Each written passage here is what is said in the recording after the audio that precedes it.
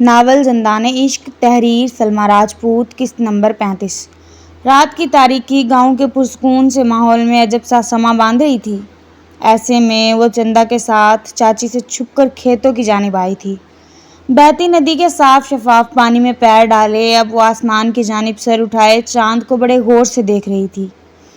کھیتوں سے ذرا فاصلے پر بنے گھروں سے آتی ہلکی نارنجی روشنی میں اس لڑکی کا چہرہ کچھ واضح ہوا تھا۔ اس کی پشت پر سیاہ لمبے بال بکھرے ہوئے تھے، نقوش تیکھے سے تھے اور رنگت سنہری تھی جو کہ رات کی تاریکی میں اتنی واضح نہیں تھی۔ بیضوی چہرہ، غزالی آنکھیں جن میں کاجل لگا تھا۔ وہ سیاہ شلوار قمیض میں ملبوس تھی، دوپٹہ گلے میں ڈالے، ندی کے صاف شفاف پانی میں پیر ڈالے، آنکھیں چاند پر ٹکائے کچھ سوچ رہی تھی۔ چندا نے اسے کونی مارتے خود کی جانب متوجہ کیا تھا۔ یہ اب چاند میں کیا کھوج رہی ہو؟ تم نے پچھلے 22 سالوں سے اسے نہیں دیکھا، تو یہ تو میں مان نہیں سکتی کہ تم اس کا چہرہ چاند میں تلاش کر رہی ہو۔ نہیں، میں اس کا چہرہ چاند میں نہیں کھوج رہی، بس اس کا اور چاند کا موازنہ کر رہی ہوں۔ لیکن اس کا چاند سے موازنہ ممکن ہی نہیں۔ اپنی سوچ پر وہ کھلکھلائی تھی۔ سندل، کبھی کبھی مجھے تم پاگل لگتی ہو۔ کیوں بھئی، تمہیں ایسا کیوں لگتا ہے؟ وہ ایک بار پھر آسمان کی جانب دیکھتے بولی تھی۔ جس انسان کو تم نے پچھلے 22 سالوں میں نہیں دیکھا، اس انسان کو لے کر تم اس قدر پاگل ہو۔ اگر اس کا موازنہ چاند سے نہیں کر رہی تو اب کیا دیکھ رہی ہو آسمان میں؟ وہ چاند نہیں ہے، لیکن وہ چاند جیسا ہی تو ہے، ستاروں کے درمیان چمکتا ہوا، سب سے الگ اور نمایاں۔ اس کی شخصیت بھی چاند جیسی ہے، لیکن چاند اس سے زیادہ حسین نہیں ہو سکتا چندا۔ نگاہیں ابھی بھی چاند پر جمی تھیں۔ اگر وہ کبھی واپس ہی نہ آیا پھر کیا کرو گی؟ ساری زندگی اس کے انتظار میں بیٹھی رہو گی؟ چندا اسے ڈپٹتے بولی تھی۔ میرا وجدان کہتا ہے وہ ضرور آئے گا پاکستان۔ جہاں تک بات انتظار کی ہے تو عشق انتظار مانگتا ہے۔ جہاں 22 سال انتظار کیا ہے وہاں تھوڑا انتظار مزید نہیں کر سکتی کیا؟ سندل، تم اس سراب سے کب باہر آؤ گی؟ وہ شاید کبھی لوٹ کر نہیں آئے گا، تم جانتی ہو یہ بات۔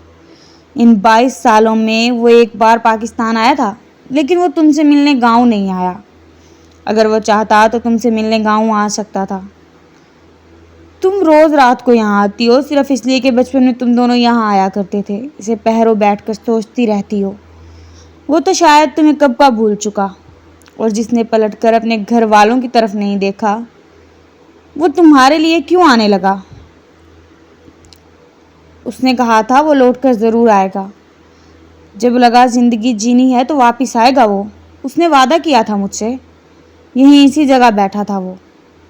میرے دونوں ہاتھوں کو تھامتے اس نے کہا تھا کہ جب واپس آئے گا تو سب سے پہلے مجھ سے ملنے آئے گا۔ سندل کی آواز بھیگی تھی۔ وہ بھی جانتی تھی کہ خود کو دھوکہ دے رہی ہے۔ شاید اسے تو اب تک اس کا نام بھی بھول چکا ہوگا۔ ہاتھ کی پشت سے آنسو صاف کرتے وہ ایک بار پھر آسمان کی جانب دیکھ رہی تھی۔ وہ وہاں شادی کر چکا ہوگا اور تم ابھی تک اس کے انتظار میں بیٹھی ہو۔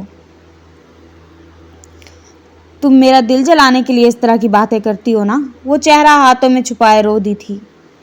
22 سالوں کا عشق تھا، اسے کسی دوسرے کے ساتھ سوچتے سانس رکنے لگتا تھا۔ میں تمہیں حقیقت کا آئینہ دکھا رہی ہوں، اور اگر وہ آ بھی گیا تو کیا ضمانت ہے اس بات کی کہ وہ تم سے شادی کرے گا؟ عباس چاچا کے اس پر کتنے ہی احسان کیوں نہ ہو، وہ سرداروں کے خاندان سے ہے۔ اب اگر یہاں ہوتا تو سرداری اسے ملنی تھی، وہ کیوں کرنے لگا ملازم کی بیٹی سے شادی؟ چندا کی باتیں اس کے دل کو لہولہان کر رہی تھیں۔ اگر وہ کبھی نہ آیا تو کیا کرو گی؟ اسے بے آواز آنسو بہاتا دیکھ وہ بات کا رخ موڑ گئی تھی۔ اس کے انتظار میں 22 سال گزار دیے، مزید 22 سال انتظار کرنا پڑا، میں کروں گی۔ اس سے دستبرداری سندل کی موت ہے، اس کی نہیں تو کسی کی نہیں، وہ کھوئے کھوئے لہجے میں بولی تھی۔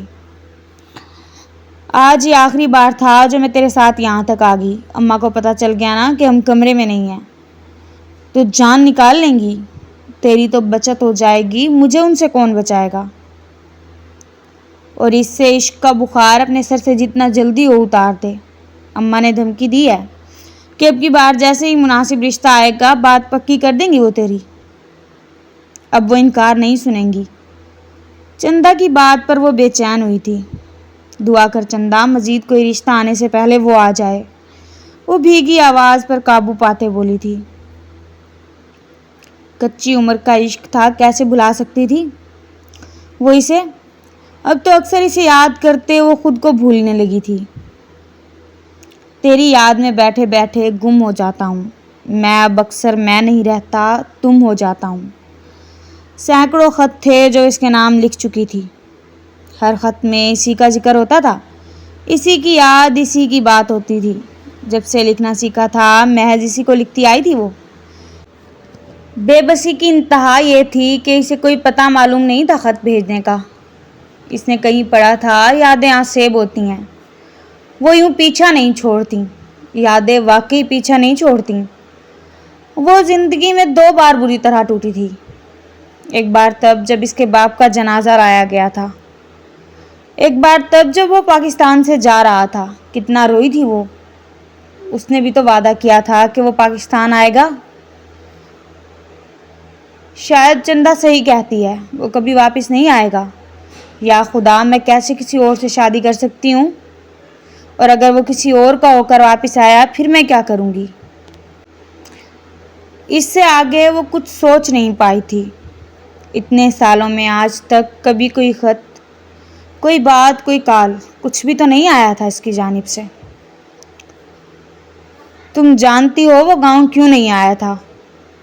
اسے وحشت آتی ہے اس حویلی سے، وہ وہاں کبھی نہ ٹھہرتا۔ جب وہ وہاں ٹھہرنا ہی نہیں چاہتا تھا تو وہ کیوں آتا گاؤں؟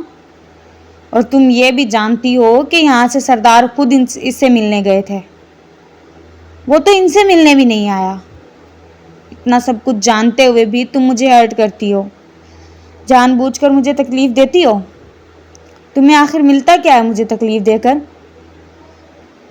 وہ چندا کو چپتی نگاہوں سے دیکھتے بولی تھی۔ وہ جب بھی آئے گا چھوٹی حویلی آئے گا، دیکھنا تم۔ سندل لبوں پر ہلکی مسکراہٹ لیے بولی تھی، انداز جتانے والا تھا۔ چندا نے گہری سانس بھرتے اس پاگل کو دیکھا تھا جو ابھی بھی گلابی آنکھوں سے اسے ہی دیکھ رہی تھی۔ رونے کی وجہ سے کاجل پھیل چکا تھا۔ وہ کتنے عرصے سے اسے یہی بات سمجھانے کی کوشش کر رہی تھی مگر وہ تو جیسے سمجھنا ہی نہیں چاہتی تھی۔ وہ تو آنکھیں اور کان بند کیے بس اسی کو سوچتی رہتی تھی۔ چندا نے کھڑے ہوتے اس کی جانب ہاتھ بڑھایا تھا۔ اس کا ہاتھ تھامتے وہ کھڑی ہوئی تھی۔ کپڑوں سے مٹی جھاڑتے وہ دونوں اب دبے قدموں سے واپس گھر کی جانب روانہ ہوئی تھیں۔ ماری جاوان اور زرگام شاہ مال میں شاپنگ کرنے کے بعد گاڑی میں آ کر بیٹھے تھے۔ کھانا انہوں نے باہر ہی کھایا تھا۔ اب کہاں کا ارادہ ہے؟ زرگام شاہ کی جانب سے سوال آیا تھا۔ ہاربرڈ برج، یک لفظی جواب۔ اور ہم وہاں کیوں جائیں گے؟ زرگام اسے تیکھے جتونوں سے دیکھتے بولا تھا۔ کیونکہ میں جانا چاہتا ہوں اس لیے۔ اب ہر بات کے پیچھے کوئی ریزن ہو یہ ضروری تو نہیں ہے نا، اور میں وہاں سے ڈوبتے سورج کو دیکھنا چاہتا ہوں۔ کیوں، کوئی مسئلہ ہے کیا جانے میں؟ وہ بھوئیں سکیڑے بولا تھا۔ اس کی بات پر زرگام شاہ نے بمشکل خود پر کنٹرول کیا تھا۔ کوئی بعید نہیں تھی کہ یہاں وہ اس سے کوئی بحث کرے اور وہاں وہ ذلیل پھر پاکستان شفٹ ہونے کی تیاری پکڑ لے۔ اس کا اشارہ ملتے ہی ڈرائیور نے گاڑی سٹارٹ کی تھی۔ نوئل کا ہاتھ تھامتے اسی لیے وہ گاڑی سے باہر آیا تھا۔ میرا انتظار تیرے فرشتوں نے کرنا ہے، اور ہاتھ چھوڑ میرے بیٹے کا۔ جب دیکھو ایک دوسرے سے چپکے رہتے ہو، تم دونوں کے درمیان میں تو جیسے کہیں ہوتا ہی نہیں۔ وہ ان دونوں کو گھورتے بولا تھا جو اس کی بات پر کھلکھلا کر ہنسے تھے۔ کس قدر دلکش اور حسین منظر تھا وہ، یہ کوئی زرگام شاہ سے پوچھتا۔ انہیں ہنستے دیکھ اس نے اپنے موبائل میں ان کی تصویر لی تھی۔ پھر ایسی کتنی ہی تصاویر زرگام شاہ کے موبائل میں قید ہوئی تھیں۔ اگر اسے علم ہوتا کہ وہ شاپنگ کے بعد یہاں آنا چاہتا ہے تو کیمرہ ساتھ ضرور لاتا۔ بہرحال اس کا موبائل کسی کیمرے سے کم نہیں تھا۔ ایک بات بتا، زرگام شاہ نگاہیں اس کے چہرے پر ثبت کیے بولا تھا۔ اب کیا ہے؟ وہ جان چھڑانے والے انداز میں بولا تھا۔ شادی کر کیوں نہیں لیتا؟ اس کے سوال پر مبہم سا مسکرایا تھا وہ۔ فی الحال اپنا سکون برباد کرنے کا کوئی ارادہ نہیں میرا۔ ہاں اگر تم اپنی شادی میں بلاؤ گے تو ضرور آؤں گا۔ وہ بات کا رخ ایک بار پھر اسی کی جانب کر گیا تھا۔ مسکراہٹ لبوں پر ہنوز قائم تھی۔ وہ ہمیشہ سے یہی تو کرتا آیا تھا۔ اس کی بات کا مطلب سمجھتے زرگام شاہ بھی مسکرایا تھا۔ وہ جب کبھی اسے اپنی ذات سے متعلق بات کرنے سے باز رکھنا چاہتا، ہمیشہ بات کا رخ زرگام کی جانب کر دیا کرتا۔ اب میری شادی میں بھی تم بلانے پر آؤ گے تو لعنت ہے اتنے سالوں کی دوستی پر۔ بات کے اختتام پر زرگام شاہ نے اسے آنکھیں دکھائی تھیں۔ پاکستان جا رہا ہوں تو ظاہر ہے تیرے بلانے پر ہی آؤں گا نا۔ مجھے الہام تو آنے سے رہا کہ بادشاہ سلامت شادی کر رہے ہیں۔ وہ ایک بار پھر مسکرایا تھا۔ کیا مطلب ہے تیری اس بات کا؟ ساری بات نظر انداز کرتے اس نے پاکستان جانے والی بات پر تنک کر پوچھا تھا۔ میرے خیال میں ہم نے کل اس ٹاپک پر تفصیل سے بات کی تھی اور میں نے بتایا تھا کہ کچھ کام نمٹانے ہیں، پھر مجھے گھر والے بھی یاد آ رہے ہیں۔ کل کسی نے مجھے جانے کی اجازت بڑی فراغ دلی سے دی تھی، پھر آج ایسے ریاکٹ کیوں کر رہا ہے جیسے میں نے کوئی عجیب بات کرتی ہوں؟ ماری جوان دبے دبے غصے سے بولا تھا۔ میں نے پاکستان جانے کی اجازت دی ہے لیکن اتنے عرصے کے لیے نہیں دی جتنے عرصے کے لیے تو سوچ رہا ہے۔ جواب ماری جھی کے انداز میں آیا تھا۔ کچھ مہینے ان کے ساتھ گزارنا چاہتا ہوں، اس میں مجھے نہیں لگتا کوئی اعتراض جتانے والی بات ہے، پھر واپس تو آ ہی جانا ہے میں نے۔ بات کے اختتام پر ماری جوان نگاہیں پھیر گیا تھا۔ سوچنا بھی مت کہ تو مہینوں کے لیے پاکستان جا رہا ہے۔ مجھے لگا تھا کہ پچھلی بار کی طرح ایک ہفتے کے لیے جا رہا ہے، اسی وجہ سے رضامندی دی تھی میں نے پاکستان جانے کی۔ زرگام شاہ بے چین ہوا تھا۔ یہ ہوائیں بھی تو بے چین ہوئی تھی اس کی پاکستان واپسی کا سن کر۔ آخر ایسا کیا ہوا ہے ان چند دنوں میں کہ وہ یوں پاکستان جانے پر بضد تھا؟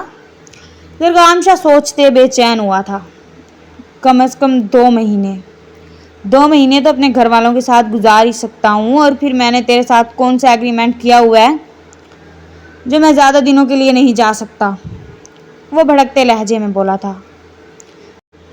میں کچھ نہیں جانتا۔ مجھے تو 2 مہینے بعد واپس سڈنی میں ملنا چاہیے، ورنہ پاکستان آنا اور تجھے ڈھونڈنا میرے لیے لمحوں کا کھیل ہے۔ انداز جتاتا ہوا تھا۔ اسے خود کو گھورتے دیکھ وہ کہکا لگا کر ہنسا تھا۔ میرے معاملے میں اگر اتنی بے اعتباری ہے تجھے تو ساتھ چل سکتا ہے میرے۔ کیا شان بے نیازی تھی؟ ماری جانتا تھا کہ وہ کبھی حامی نہیں بھرے گا۔ ویسے آفر بری نہیں ہے۔ 2 مہینے نہ صحیح 2 ہفتے تو رک ہی سکتا ہوں تیرے ساتھ، لیکن نوئل بھی ساتھ جائے گا ہمارے۔ ماری جوان اس کی بات کاٹتے بولا تھا۔ پھر کب کا ارادہ ہے تمہارا؟ زرگام شاہ کی جانب سے ایک اور سوال آیا تھا۔ اسی ویک جانے کا ارادہ ہے، 1-2 دن پہلے ہی تمہیں انفارم کر دوں گا تاکہ تم پیکنگ کروا لو اپنی اور نوئل کی۔ وہ تینوں ایک بار پھر کار کی جانب بڑھے تھے۔ سڈنی کی حسین شام اب رات میں تبدیل ہو رہی تھی۔ گزرتے مناظر انہیں دیکھتے اداس سا مسکرائے تھے۔